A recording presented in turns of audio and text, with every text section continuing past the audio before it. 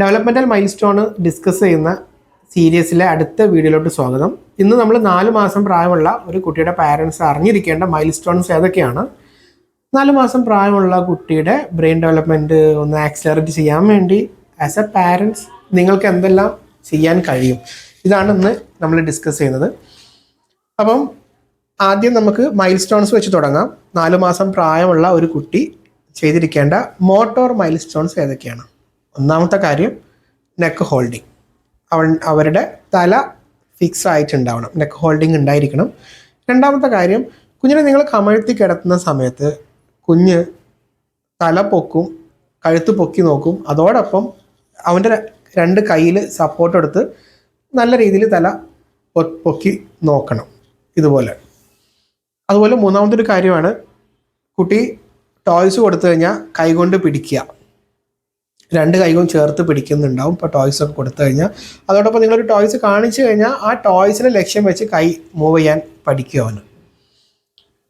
അതുപോലെ മറ്റൊരു കാര്യമാണ്, കൈ എപ്പോഴും ബോഡിയുടെ സെൻറ്ററിലോട്ട് കൊടുന്ന് കൈ സക്ക് ചെയ്യാൻ സ്റ്റാർട്ട് ചെയ്യും. അപ്പോൾ നിങ്ങൾ പ്രത്യേകം ശ്രദ്ധിക്കേണ്ട കാര്യമാണ്, ഈ പ്രായത്തിൽ ഉള്ള ഒരു കുഞ്ഞ് കൈ സക്ക് ചെയ്യുക എന്ന് പറയുന്നത് സ്വാഭാവിക സംഭവമാണ്.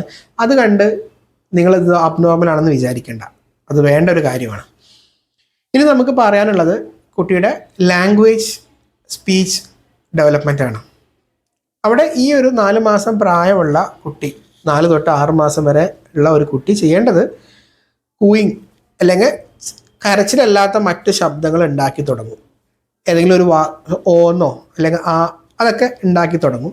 രണ്ടാമത്തെ കാര്യമാണ്, നിങ്ങൾ അവരോട് സംസാരിച്ച് കഴിഞ്ഞാൽ അവർ റെസ്പോണ്ട് തിരിച്ച് കരച്ചിലല്ലാത്ത രീതിയിൽ ഒരു ശബ്ദം ഉണ്ടാക്കി നിങ്ങൾ റെസ്പോണ്ട് ചെയ്യും. അതോടൊപ്പം ലാംഗ്വേജ് സ്പീച്ചിലൊക്കെ പറയുന്ന മറ്റൊരു കാര്യമാണ്, കുട്ടിയോട് ശബ്ദം കേട്ട് കഴിഞ്ഞാൽ, കുട്ടിയുടെ പരിസരത്ത് നിന്ന് ശബ്ദം കേട്ട് കഴിഞ്ഞാൽ അവൻ്റെ ഇയറിൻ്റെ സെയിം ലെവലൊക്കെ ആണെന്നുണ്ടെങ്കിൽ അങ്ങോട്ട് തിരിഞ്ഞു നോക്കാൻ തുടങ്ങും. എന്ന് പറഞ്ഞാൽ എല്ലാ കുട്ടികളും ശബ്ദം കേട്ട ഭാഗത്തോട്ട് തിരിഞ്ഞു നോക്കണം നിർബന്ധമൊന്നുമില്ല, 4 മാസം ആയിട്ടുള്ളൂ. പക്ഷേ ഒരു സെയിം ലെവൽ, ഈ ചെവിയുടെ സെയിം ലെവലിലുള്ള ശബ്ദം കേൾക്കുമ്പോൾ അങ്ങോട്ട് തിരിഞ്ഞു നോക്കും. മൂന്നാമത്തത് അവൻ്റെ സോഷ്യൽ ഡെവലപ്മെൻറ്റ് അല്ലെങ്കിൽ ഇമോഷണൽ കോമ്പണൻറ്റ് എന്തൊക്കെയാണെന്ന് നോക്കാം. സോഷ്യൽ ഡെവലപ്മെൻറ്റിൽ ഈ പ്രായത്തിൽ ഉണ്ടാകുന്നത് 2 മാസം തൊട്ടേ കുട്ടി ചിരിച്ചു തുടങ്ങിയിട്ടുണ്ടാവും, സ്മൈലിങ്. അപ്പം സോഷ്യൽ സ്മൈൽ എന്തായാലും വേണം. അതോടൊപ്പം നിങ്ങൾ കുട്ടിയുടെ അടുത്തോട്ട് വരുമ്പോൾ കുട്ടി അത് കണ്ട് നിങ്ങൾ നോക്കി നിൽക്കുക. പിന്നെ നിങ്ങൾ അടുത്ത് വന്ന് കുട്ടിയോട് സംസാരിക്കാൻ തുടങ്ങിക്കഴിഞ്ഞാൽ അല്ലെങ്കിൽ കുട്ടിയെ ചിരിപ്പിക്കാൻ ശ്രമിച്ചു കഴിഞ്ഞാൽ കുട്ടി ചിരിക്കാൻ തുടങ്ങും. നേരത്തെ പറഞ്ഞത് പുഞ്ചിരിയാണ്, സ്മൈൽ. ഇതല്ല, ചിരിക്കാൻ തുടങ്ങും. പക്ഷെ ഒരു പൂർണ്ണമായ ചിരി എന്ന് വെച്ചാൽ ശബ്ദമുള്ള ചിരി, അത് പൂർണ്ണമായ ചിരി ആയിട്ടില്ല, ഒരു ജഗിൾസ് എന്നൊക്കെ പറയില്ലേ, അപ്പോൾ ഒരു ശബ്ദം ഉണ്ടാക്കിയുള്ള ചിരി സ്റ്റാർട്ട് ചെയ്യും. അതോടൊപ്പം മറ്റൊന്നാണ്, കുഞ്ഞ് തൻ്റെ കൈ എപ്പോഴും നോക്കുക, ഹാൻഡ് റിഗാർഡ്സ്. ഇപ്പോൾ കുഞ്ഞിനെ കമഴ്ത്തി കിടത്തി കഴിഞ്ഞാൽ അവൻ്റെ കയ്യിലോട്ട് ഇങ്ങനെ നോക്കിക്കൊണ്ടിരിക്കും. അതോടൊപ്പം ഒരു ഫുഡോ മറ്റോ കണ്ടു കഴിഞ്ഞാൽ അവനക്ക് വിശക്കുന്ന സമയമാണെന്നുണ്ടെങ്കിൽ അവൻ്റെ ഒരു ഫീഡിങ് ബോട്ടിലോ മറ്റോ കഴിഞ്ഞ് കഴിഞ്ഞാൽ മൗത്ത് ഓപ്പൺ ആക്കി അതുകൊണ്ട് റെസ്പോണ്ട് ചെയ്യുക. ഇതൊക്കെയാണ് സോഷ്യൽ ഡെവലപ്മെൻറ്റിൻ്റെ ഭാഗമായിട്ട് അവൻ ചെയ്യുന്നത്. അപ്പോൾ ഇത്രയും മനസ്സിലായല്ലോ. അപ്പോൾ ഈ കാര്യങ്ങളൊക്കെ നിങ്ങളെ കുഞ്ഞ് ഇപ്പോൾ ചെയ്തിരിക്കണം. ഇനി നമുക്ക് എന്താ പറയാനുള്ളത്? ഇനി നമുക്ക് പറയാനുള്ളത്, ഈ പ്രായത്തിലുള്ള 4 മാസം തൊട്ട് 6 മാസം പ്രായത്തിൽ നിൽക്കുന്ന കുഞ്ഞുങ്ങളുടെ പാരൻസ് ആയ നിങ്ങൾ എന്തെല്ലാം കാര്യങ്ങളാണ് അവരുടെ ബ്രെയിൻ ഡെവലപ്മെൻറ്റിന് സഹായകരമാകുന്ന രീതിയിൽ ചെയ്തു കൊടുക്കേണ്ടത് എന്നുള്ളതാണ്. ഒന്നാമത്തെ കാര്യം, റെസ്പോണ്ട് പോസിറ്റീവ്ലി എന്ന് പറഞ്ഞാൽ അവർ നിങ്ങളുടെ ഒരു കാര്യം, ഒരു ഇൻട്രസ്റ്റ് കാണിച്ചു കഴിഞ്ഞാൽ നിങ്ങളോട് സംസാരിക്കാനോ അല്ലെങ്കിൽ നിങ്ങളെ നോക്കി ചിരിക്കുമ്പോഴൊക്കെ നല്ല എക്സൈറ്റഡ് ആയി അവരോട് നിങ്ങൾ സംസാരിച്ചു കൊണ്ടിരിക്കുക. അവർക്ക് പാട്ട് പാടിക്കൊടുക്കുക, കഥ ചുമ വായിച്ചു കൊടുക്കുക. ഇതൊന്നും അവർക്ക് മനസ്സിലാവില്ല അപ്പോൾ, പക്ഷേ ഇതൊക്കെ ഓരോ വേർഡുകൾ പിക്ക് ചെയ്യാനൊക്കെ നല്ല ഹെൽപ്പ് ചെയ്യുന്ന കാര്യമാണ്. മറ്റൊരു കാര്യമാണ് സ്ക്രീൻ ടൈം. കാരണം ഈ ഒരു പ്രായത്തിലാണ് കുട്ടികൾ കൂടുതൽ സ്ക്രീനിനോട് എക്സ്പോഷർ വരിക. ഒരു വിധത്തിലും അത് അനുവദിക്കരുത്. മാത്രമല്ല, നിങ്ങൾ കുഞ്ഞിനോടൊപ്പം നിൽക്കുന്ന സമയത്ത് സ്ക്രീൻ ഒഴിവാക്കുക, അതൊരു പാസീവ് സ്ക്രീൻ ടൈമിലോട്ട് വഴി വെച്ചേക്കാം. മൂന്നാമത്തെ കാര്യമാണ്, കുഞ്ഞിനെ എപ്പോഴും ഒരു സേഫ് ആയിട്ടുള്ള പ്ലേസിൽ ഫ്രീ ആയിട്ട് വിടുക. ഈ ഒരു പ്രായത്തിൽ ചെയ്യേണ്ട കാര്യമാണ് 4 മാസമായി കഴിഞ്ഞാൽ. അപ്പോൾ ഇതുപോലൊക്കെ കുട്ടിയെ ഒരു ഫ്രീ ആയിട്ടുള്ള സ്പേസിൽ വിട്ട് അവന് ചുറ്റും വേണ്ട ടോയ്സ് എല്ലാം ഇട്ട് കൊടുക്കുക. അപ്പോൾ അടുത്ത ചോദ്യം നിങ്ങളെ മനസ്സിൽ വരും, ഈ പ്രായത്തിന് പറ്റിയ ടോയ്സ് എന്തൊക്കെയാണെന്നുള്ളത്. അപ്പോൾ ഈ പ്രായത്തിൽ ഏറ്റവും ബെസ്റ്റ് നമുക്ക് സെൻസറി ടോയ്സ് ആണ്. എന്ന് പറഞ്ഞാൽ അവൻ്റെ ഓരോ സെൻസിനെയും സഹായിക്കുന്ന, അല്ലെങ്കിൽ ബേബിയുടെ ഓരോ സെൻസിനെയും സഹായിക്കുന്ന തരത്തിലുള്ള ടോയ്സ് എന്ന് പറയുമ്പോൾ റെഡ് ബോൾസ് അവൻ്റെ കാഴ്ചയെ സ്റ്റിമുലേറ്റ് ചെയ്യും. അതുപോലെ ഞെക്കാൻ പറ്റുന്ന ടോയ്സ്, അതോടൊപ്പം ചെറിയ രീതിയിൽ ശബ്ദം ഉണ്ടാക്കുന്ന ടോയ്സ്, ചെറിയ രീതിയിൽ ഹൈറ്റ് വരുന്ന ടോയ്സ്, ഇതെല്ലാം ആണ് ഈ പ്രായത്തിൽ വേണ്ട ടോയ്സ്. അപ്പോൾ അവിടെ ടോയ്സ് വാങ്ങുമ്പോൾ ശ്രദ്ധിക്കേണ്ട കാര്യം, ഒരിക്കലും ഷാർപ്പായിട്ടുള്ളതും തൊണ്ടയെ കുടുങ്ങാനും പാകത്തിൽ ചെറുതായിട്ടുള്ള അല്ലെങ്കിൽ ചെറിയ പാർട്സ് പൊട്ടിപ്പോരാൻ സാധ്യതയുള്ള ടോയ്സ് ഒരിക്കലും വാങ്ങിച്ചു കൊടുക്കരുത്. അല്ലാണ്ട് ഇപ്പം നേരത്തെ പറഞ്ഞ ടൈപ്പ് ഓഫ് സെൻസറി ടോയ്സ് ആണ് ഇപ്പോൾ വേണ്ടത്. അപ്പോൾ ഈ ടോയ്സ് ഇതെല്ലാം വാങ്ങിച്ചു അവൻ്റെ സൈഡിൽ ഇട്ട് കൊടുക്കുക, അത് അവൻ്റെ കയ്യിൽ ഫ്രീ ആയിട്ട് കൊടുക്കുക, അത് വെച്ച് കളിക്കട്ടെ. പ്രധാനപ്പെട്ട കാര്യം, ഈ സമയത്ത് ടോയ്സ് അവർ വായിലോട്ട് കൊണ്ടുപോകും. അത് നിങ്ങൾ തടയേണ്ടതുണ്ടോ? ഇല്ല, തടയേണ്ടതില്ല എന്നാണ് CDC പറയുന്നത്. കാരണം അവർ സേഫ് ആയിട്ടുള്ള സാധനങ്ങളാണ് നമ്മൾ ടോയ്സായി കൊടുക്കുക. അപ്പോൾ അത് അവർ മൗത്തിൽ വെച്ച് എക്സ്പ്ലോർ ചെയ്യേണ്ട ഒന്നാണ് എന്നാണ് അവർ പറയുന്നത്. ആ മൗത്തിൽ കൊണ്ടുപോകുന്നത് നിങ്ങൾ തടയേണ്ടതില്ല. അപ്പോൾ ആകെ ശ്രദ്ധിച്ചാൽ എന്താ മതി? എന്ത് ശ്രദ്ധിച്ചാൽ മതി? അത് ഷാർപ്പല്ല, പോയിസണസ് ഒന്നും അല്ല, അല്ലെങ്കിൽ കുഞ്ഞു പാർട്സ് പൊട്ടിപ്പോരാത്ത ടോയ്സ് ആണെന്നുള്ള ഉറപ്പ് വരുത്തിയാൽ മതി. 5ാമത്തെ കാര്യമാണ് ഇൻറ്ററാക്ഷൻസ്.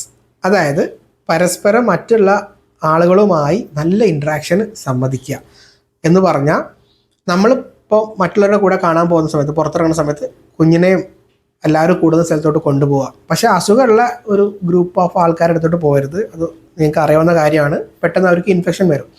അതല്ലാതെ നമ്മളെ വീട്ടിലും ചുറ്റും പരിസരത്തൊക്കെ ഉള്ള ആളുകളായിട്ട് നല്ല ഇൻറ്ററാക്ഷൻ ഉണ്ടായിരിക്കണം. അതോടൊപ്പം ഈ ഇൻറ്ററാക്ഷൻ എന്നുള്ള കാര്യം കൊണ്ട് ഉദ്ദേശിക്കുന്ന മറ്റൊന്നും കൂടിയാണ്, ഇപ്പം കുറേ സമയം കുഞ്ഞിനെ തൊട്ടില്ലോ, അല്ലെങ്കിൽ ഇപ്പം ഇലക്ട്രിക്കലി ഇങ്ങനെ സ്വേ ചെയ്യുന്ന ക്രാഡിൽസ് ഒക്കെ ഉണ്ട്, അതിൽ കുറേ സമയത്തോട്ട് ഇങ്ങനെ വെറുതെ ഇട്ട് വെക്കാതിരിക്കുക. എപ്പോഴും അവന് ഒന്നൊക്കെ തറയിൽ ടോയ്സിൻ്റെ കൂടെ, നിങ്ങളുടെ കൂടെ, നിങ്ങൾ പുറത്ത് നിങ്ങളെ വീട്ടിലെ മറ്റുള്ളവരെ ഇൻട്രാക്ട് ചെയ്യുമ്പോൾ അതിൻ്റെ ആ ഇൻട്രാക്ഷൻ്റെ ഭാഗമാകുക. അപ്പോൾ നല്ല ഇൻട്രാക്ഷൻ ഉണ്ടാവണം. മനുഷ്യരെ കണ്ട് തന്നെയാണ് ഈ പ്രായത്തിൽ വളരേണ്ടത്. കാരണം ലാംഗ്വേജ് ഡെവലപ്പ് ചെയ്യുന്ന പ്രായമാണ്. അതുകൊണ്ട് ഒരുപാട് വാക്കുകളും മറ്റും കേൾക്കണം. അതിന് എന്ത് വേണം? മനുഷ്യർ തമ്മിൽ ഇൻട്രാക്ട് ചെയ്യുന്ന അവന് കാണണം. അതിൻ്റെ ഒക്കെ കൂടെ നിങ്ങളെ കൂടെ അവൻ ഉണ്ടാവണം, കുഞ്ഞ് വേണം.